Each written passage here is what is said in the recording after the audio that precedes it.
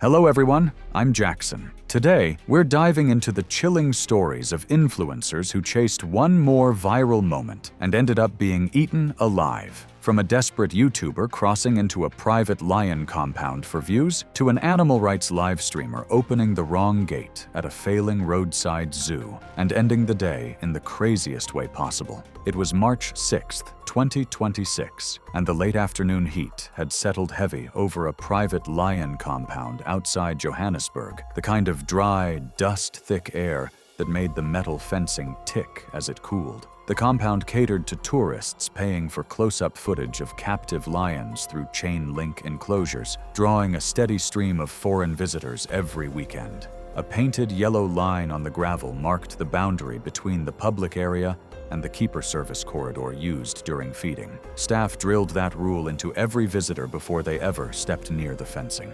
Vince Holloway was 29, the kind of YouTuber who thrived on outdoor challenges but usually kept a safe distance, filming from tour buses, shouting through fences, always with the camera rolling. Lately, his channel was slipping. Views were drying up as the algorithm got flooded with crocodile and shark clips from copycats. So when he showed up around 3 p.m. with a cameraman, a drone operator, and a local fixer, he wasn't just chasing footage, he was chasing relevance. He told his crew he needed the shot, the one that would put him back on the map.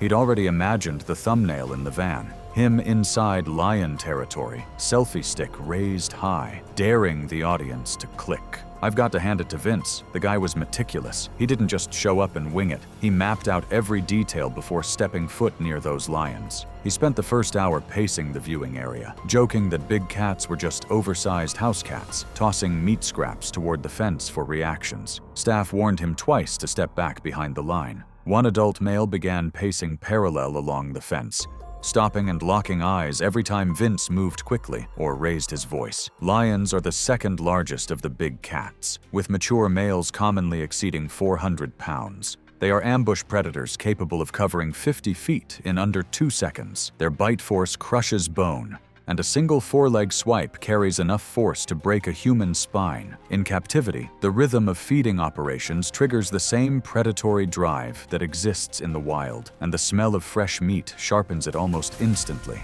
The cameraman wanted to wrap when the feeding truck rolled in. Vince wanted one more shot. He grabbed scraps from a feed bucket while handlers repositioned meat trays deeper inside the enclosure. During the commotion, a secondary keeper gate leading into the feeding corridor failed to fully latch behind a worker. Nobody noticed. Vince climbed over the public barrier with the camera rolling for a live stream. He dropped into the narrow corridor, stood about 15 feet from the partially secured feeding gate, and waved the scraps at the lens, grinning while he narrated to his viewers. The male lion forced through the unlatched gate within seconds, drawn by the smell, and closed the distance in a single charge before Vince had even finished his sentence. Vince tried scrambling back over the fence. His shoe lost traction on the wire mesh, and he slipped. The lion struck him from behind with both forelegs, driving him face first into the dirt. The impact cracked several front teeth before the animal locked its jaws around the side of his neck. The cameraman kept filming while backing away, capturing the moment Vince was dragged several feet across the corridor beside the fencing. He briefly tried shielding his face while the lion adjusted its grip around his shoulder and throat. A second lion pushed partway through the widened gate and bit into his lower body, gripping hard before handlers could close the distance. Workers rushed in with air horns, poles, and fire extinguishers, forcing both animals back behind secondary barriers. By the time the gate was secured, Vince had stopped moving entirely. Vince got the shot he wanted, the one he carefully planned. But in the end, what did it really cost? He gave his audience the moment he promised and lost his life for it. Investigators confirmed he died at the scene from catastrophic neck trauma and blood loss. Several viewers screen-recorded the broadcast before moderators pulled it down, and clips spread across smaller platforms within the hour, most of them still labeled as staged content. Police seized every camera on the property and reviewed footage of Vince voluntarily climbing into the corridor. The compound closed for several days, while investigators documented the gate position and enclosure layout. photographing the unlatched mechanism from multiple angles. Operators stated he had ignored repeated verbal warnings and crossed restricted feeding areas without permission, and no charges against staff were announced in the days that followed. Vince Holloway crossed a painted line for a thumbnail, and a 400-pound lion answered. But the next story trades the dry heat of Johannesburg for the humid shoreline of the Everglades, where another creator decided a still, sun-warmed predator looked a lot more like a prop than a threat. It was July 18, 2017, and the Everglades had been baking under a thick summer sun all afternoon, the kind of wet, sticky heat that hangs in the air long after the tour buses pull out. A small roadside reptile park sat tucked along a quiet stretch of Florida highway, the type of place built around shallow water pens, waist-high railings, and a single handler running daily alligator feeding demonstrations for whoever wandered in off the road. The park had a few large alligators kept in mud-bottomed enclosures surrounded by secondary maintenance fencing. Signs reminded visitors that the animals could launch from shallow water in less than a second. Grant Miller was just 24, the kind of guy who made his name off short, reckless prank clips. He thrived on stirring up trouble at tourist spots across the South, baiting staff, pushing until someone snapped, then cutting the footage for laughs and clicks. Other creators knew him as the one who'd keep poking handlers until they broke on camera. That afternoon, he sat through the feeding show, heckling the warnings, calling the gators lazy swamp logs, while a buddy filmed his reactions. And when the crowd cleared, Grant pulled out $500, daring that same buddy to record him wrestling one of the animals for a challenge video. Grant didn't even manage to annoy the handlers. So what's he thinking now? Is he really about to try something worse? Staff noticed him lingering near a maintenance gate after closing and told him to leave twice. Around sunset, with the park empty, Grant climbed into the enclosure wearing a chest harness phone mount and an action camera strapped to his wrist. He approached a roughly 10-foot alligator, resting half on mud near the shoreline, live streaming the entire approach. The animal didn't move. Grant circled behind it and joked into the camera that it was too slow to react. American alligators are ambush predators built for exactly this kind of scenario. Large adults exceed 10 feet and several hundred pounds, with a bite force around 2,900 pounds per square inch. They sit motionless for hours, conserving energy, then explode into motion when something crosses their strike zone. Their signature kill mechanism is the death roll, a violent spinning rotation used to disorient prey, tear tissue, and pull the target beneath the surface. Shallow water doesn't slow them down. If anything, it gives them better leverage. Grant grabbed the alligator by the tail and tried sitting across its back while shouting toward the camera. The animal twisted sideways and snapped upward in a single motion, clamping onto his right forearm. He screamed and tried punching the side of its head while stumbling knee-deep into the muddy water along the shoreline. The alligator dragged him sideways through the pond and began rotating in a violent death roll right beside the bank. The rotational force tore through his arm and shoulder, throwing him partway under the water with each spin. Muddy water sprayed across the lens of the chest-mounted phone, the footage cutting between sky, water, and the animal's tail. Grant briefly broke free and tried crawling toward the concrete edge of the pond. The alligator lunged a second time and locked its jaws onto his lower leg just above the knee. Witnesses outside the fence heard loud cracking sounds during another roll near the shoreline. He kept trying to keep his head above the water while the animal dragged him along the edge. Handlers ran into the enclosure carrying catch poles and push poles, shouting for emergency crews. Grant surfaced briefly with catastrophic injuries to his arm and leg before collapsing face first into the shallow water near the bank. By the time staff forced the animal backward, he had lost a massive amount of blood and stopped responding. Responders pulled him from the pond edge with severe limb trauma and abrasions across his chest from being dragged against submerged debris. Watching what happened to Grant, I couldn't remove the thought of how thin the line is between showing off and getting hurt. At first, it looked like just another stunt, but when he grabbed that alligator, I realized how fast things can turn when you ignore the warnings. It made me think no clip, no views, nothing online is worth risking your life like that. Investigators confirmed Grant died at the scene from traumatic injuries and blood loss. Several viewers clipped portions of the live stream before moderators pulled it down. Employees used heavy restraint cables to secure the alligator while responders recovered him beside the pond. Operators stated he had entered the enclosure after business hours without authorization, sedation, and deputies documented the bent fencing where he had climbed in. Witnesses told investigators he had described the stunt as guaranteed viral content. The park temporarily suspended public feedings while repairs were made. The alligator stayed at the facility. Grant Miller treated a 10-foot ambush predator like a wrestling partner, and the swamp answered the way it always does. But the next story leaves the Florida heat behind for the cold concrete of an Alaskan rehabilitation center, where another creator decided a sedated black bear looked like the perfect prop for a tender, emotional photo. It was September 11th, 2015, and an early autumn chill hung over the spruce forests outside Anchorage.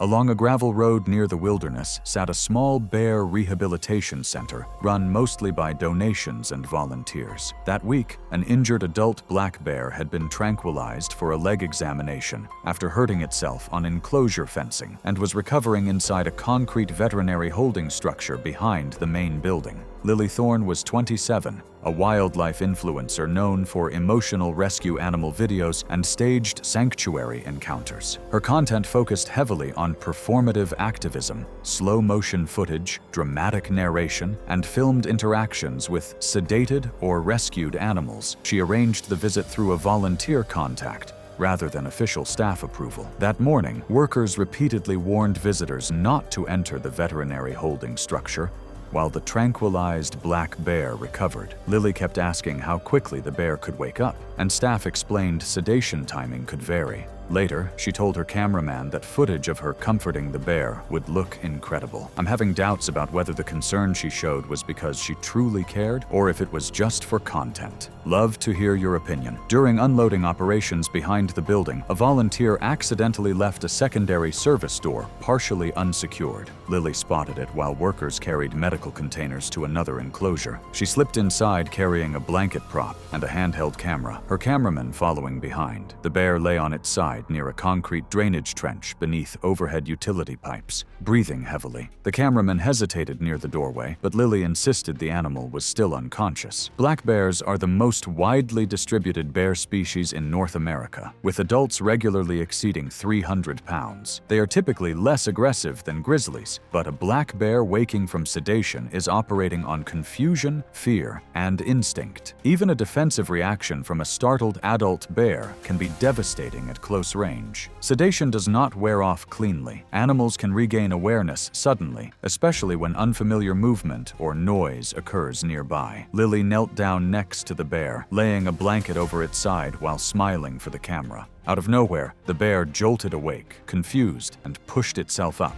Lily quickly stepped back, but being so close startled the animal. It swung at her as she stumbled near the exam area, slipped on the wet concrete by the drain, and hit the ground hard. The bear lunged once in a panicked defensive reaction, biting into her left shoulder and collarbone area while knocking her violently sideways. Her head slammed against exposed metal piping running along the lower wall, with a sharp impact that immediately left her disoriented. The cameraman dropped a flashlight while retreating toward the exit, shouting for help. As Lily tried to crawl beneath a steel examination table, the bear bit at her upper torso again before backing away toward the corner of the enclosure, still confused and agitated from the sedation. One of the bites caused catastrophic damage near her throat and neck area, while the impact against the piping left severe head trauma. Workers ran back within seconds after hearing the screams and used air horns, poles, and fire extinguishers to force the animal away from the examination area.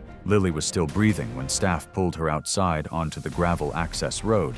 Emergency responders attempted treatment beside the building while preparing a helicopter evacuation, but she died before the helicopter departed. The thing that strikes me the most is how dangerous it can be when the drive for content outweighs respect for rules. She stepped into a space she was told to avoid, and it cost her everything. Investigators later confirmed catastrophic neck injuries and blood loss as the cause of death. Portions of the partially recorded footage spread online after several phones were seized during the investigation. Rehabilitation staff stated Lily had entered the holding enclosure without authorization while workers were unloading supplies. Investigators photographed the warning signs posted outside the veterinary structure and confirmed the bear had been recovering from sedation during the incident. The rehabilitation center temporarily suspended volunteer visits and private tours, and workers repaired the service door latch after investigators noted it had not fully secured. Officials confirmed the bear never escaped the structure during the attack, and no staff members were physically injured, separating the animal from her body. Lily Thorne walked through a door she was told to stay away from, looking for a moment of staged tenderness with an animal that was never hers to touch. But the next story leaves the Alaskan interior behind for the frozen shoreline of Svalbard, where another creator stripped down to a swimsuit and waded into Arctic water that had been actively patrolled by polar bears since sunrise. It was February 2nd, 2018, and the Arctic light had barely broken over the shoreline outside Longyearbyen, the kind of pale, low sun that never really climbs and gives the entire landscape a flat, washed-out look. Svalbard sits roughly halfway between mainland Norway and the North Pole, a place where polar bears outnumber people, and the rule for stepping outside town is simple: don't go unarmed. The remote inlet Mara Sterling had chosen for the morning sat well outside the monitored tourist zones, a quiet stretch of rocky shore where thin sheets of sea ice drifted slowly across the opening. Mara Sterling was 31 years old, an adventure travel influencer who had built her audience around extreme weather survival videos filmed across Iceland, Greenland, and northern Scandinavia.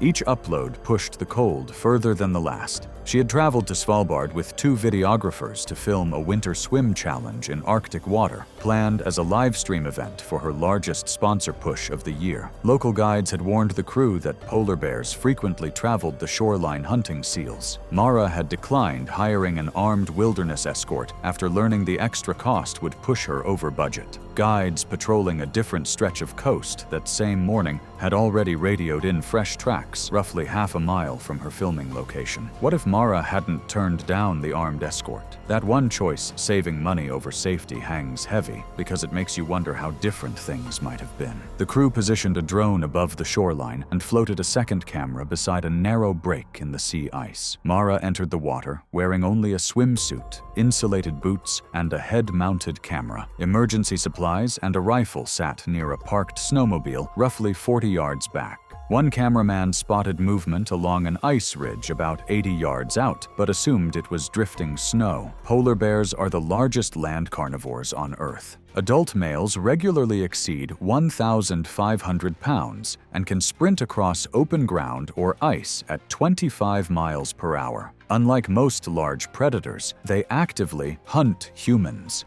Their entire ecological niche depends on stalking seals along the ice edge, and a person in the water reads almost identically to a seal at the surface. They are also strong swimmers, capable of covering long distances in freezing water without losing speed. The bear came over the ridge and moved fast toward the shoreline opening. The crew shouted from shore as Mara turned in chest-deep water and tried wading back toward the rocks. The animal entered the water almost immediately, closing the distance in seconds. It bit into her upper back and shoulder from behind, forcing her face beneath the surface. She came up briefly before the bear drove her against the ragged edge of the ice. Blood spread through the opening as the animal kept its grip around her upper torso. One videographer threw equipment toward the bear, while the other sprinted for the snowmobile to grab the rifle. The polar bear climbed partly onto the ice, dragging Mara against the frozen edge by her chest and neck. Witnesses later said her arms continued moving briefly as the bear pinned her near the shoreline. A guide from another group nearby reached the location and fired several shots toward the animal. The bear backed off across the ice and disappeared behind the ridgeline within seconds. Responders pulled Mara from the freezing water with catastrophic injuries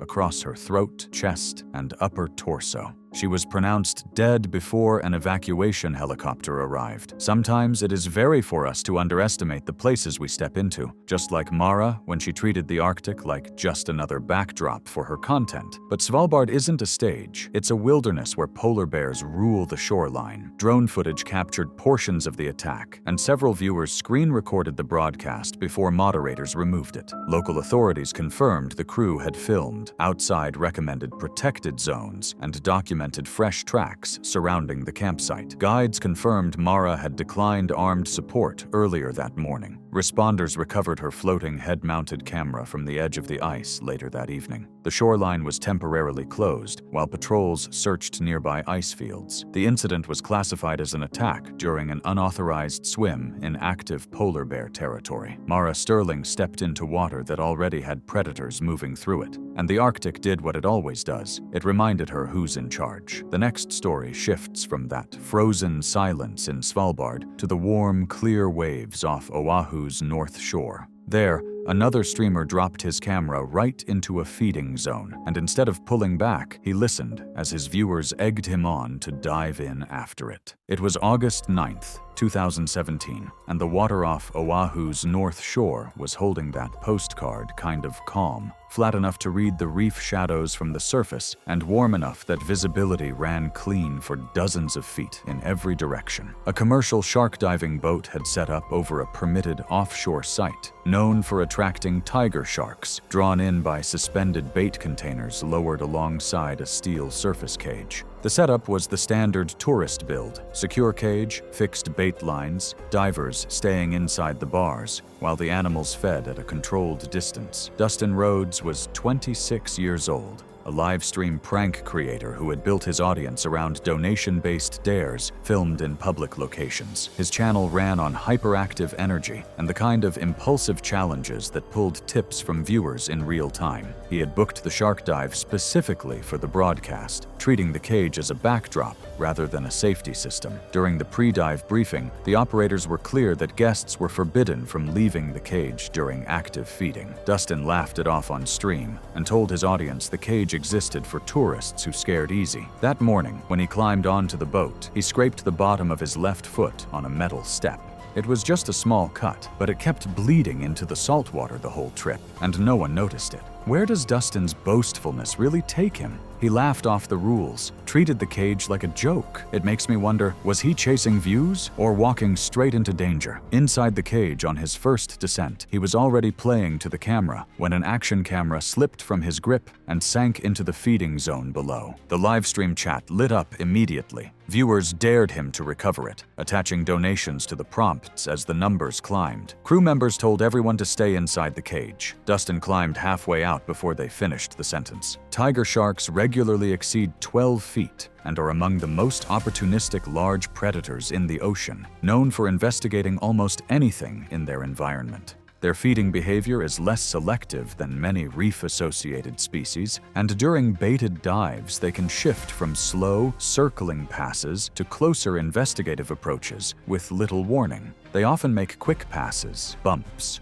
or sudden turns before committing to a bite, especially when multiple stimuli, bait, blood, and erratic motion, overlap. They rely heavily on scent and low-frequency vibrations, and once blood, chum, and erratic movement combine in the same area, they are far more likely to escalate into contact. In Hawaii, tiger sharks are responsible for a disproportionate number of serious incidents involving humans, especially in murky or baited conditions. Operators yelled at him to get back in moments before he jumped. He entered feet first about 8 feet from several tiger sharks and surfaced immediately, swimming toward the sinking camera while bait residue drifted around him. One large shark shifted direction below him, making a fast, close pass from behind that didn't immediately connect. Close enough that witnesses later said it brushed water against him as it turned. Dustin kept moving, kicking harder toward the camera. Seconds later, the same shark circled back more directly, this time rising from below in a tighter line.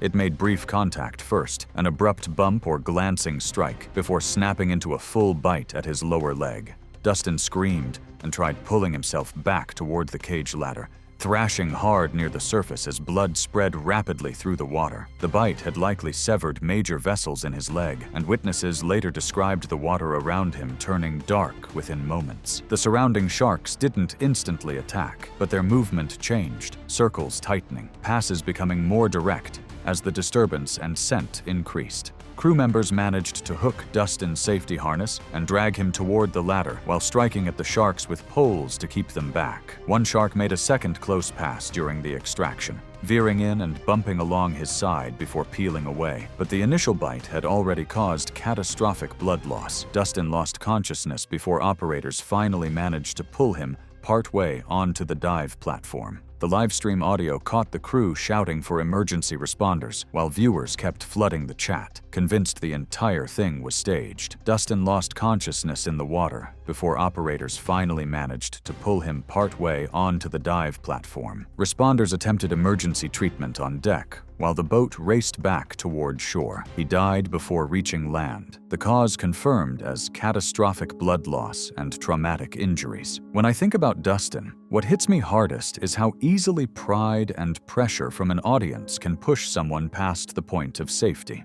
Operators told investigators Dustin had ignored direct verbal orders to remain inside the cage, and authorities reviewed footage confirming active feeding operations when he entered the water voluntarily. The diving company suspended excursions for several days. Dustin Rhodes traded a cage for a camera, but with tiger sharks already feeding, the margin for error was gone before he even hit the water. Next, we leave Oahu for a failing Oklahoma roadside zoo, where another creator walked in convinced she'd expose the truth behind the animals inside. April 14th, 2018. Under a heavy Oklahoma heat near Tulsa, a struggling roadside zoo sat along a quiet highway, long criticized for neglect. Rusted fences and faded warnings surrounded it, and behind the exhibits, a narrow feeding corridor ran along the tiger enclosures, an area staff repeatedly told visitors to avoid, especially during feeding when the animals grew more aggressive. Teresa Vance was 33,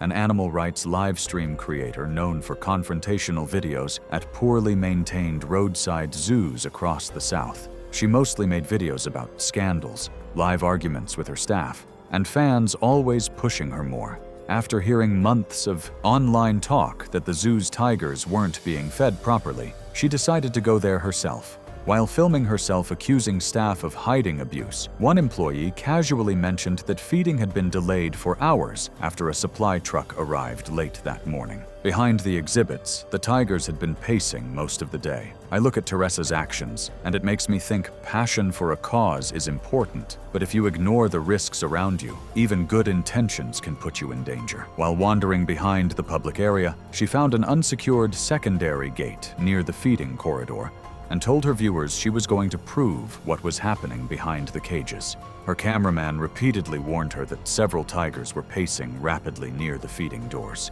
She had bought bolt cutters earlier that day as part of the stunt. The chat lit up, urging her to open the gate so the audience could see how the animals reacted. Tigers are the largest big cat species on Earth. Adult males can exceed 600 pounds, with hind leg muscle structure capable of launching them across short distances in a single bound. Their bite force crushes bone outright, and their canines are designed to lock around the throat and spine of prey several times their own body weight.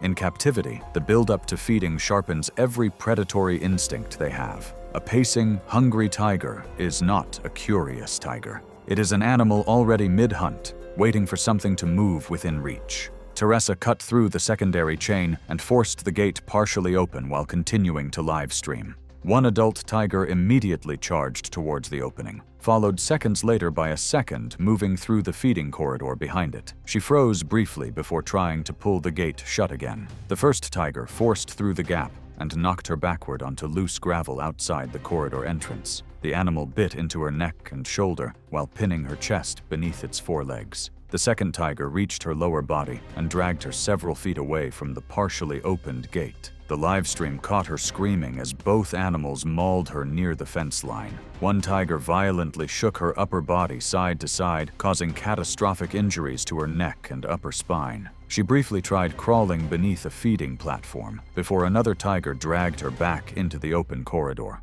Employees ran toward the enclosure, striking the fencing with metal poles and spraying fire extinguishers toward the animals. Witnesses later said the attack lasted less than a minute before she stopped moving entirely. Staff eventually separated the tigers using sliding steel containment gates operated from the service corridor and deployed tranquilizer rifles nearby. Responders entered only after both animals were secured behind secondary barriers. What strikes me is how the pressure to prove something on camera can cloud judgment. She wanted to expose neglect, but forcing open that gate turned her cause into a fatal risk. Investigators confirmed Teresa died at the scene from catastrophic head, neck, and chest injuries. The livestream continued briefly until another employee recovered her fallen phone near the enclosure gate. Local responders removed her body from the feeding corridor after staff secured both tigers. Zoo operators stated she had entered restricted animal areas without authorization and damaged secured fencing to gain access.